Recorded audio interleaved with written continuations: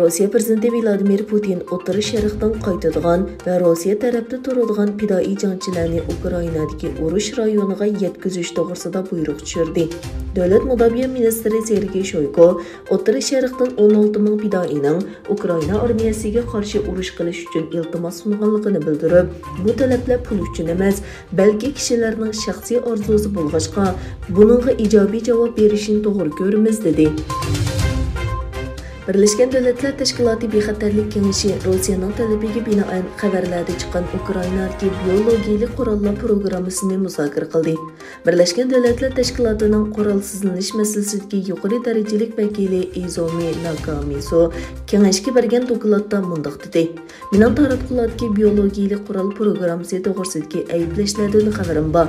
Ammo Birleşken Devletler Teşkilatı Ukrainada har qanday biologiyalik qurol programmasining borligini bilmaydi dedi.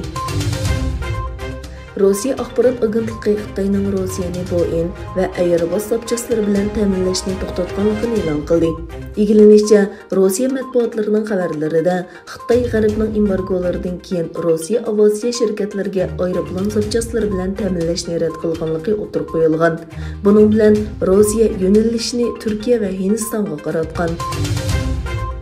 Yevropa İttifaqının tashqi munosabat va bexatarlik siyosatining yuqori darajalik vakili Josep Borrell Fransiyada o'tkazilgan g'ayri-rasmiy Yevropa İttifaqi rahbarlari boshliqlar yig'inining 2-chi kunida Yevropa İttifaqının Ukrainaga bergan harbiy yordamlarga 500 million yevro qo'shish talabi berganligini aytdi.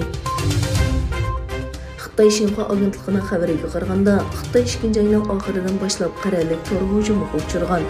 Bu hujumlarda Amerikada internet adresi bor xakerlarning Xitoydagi kompyuterlarni kontrol qilib, Rossiya, Ukraina va Belarusiyani nishon qilganligi o'tirib qo'yilgan.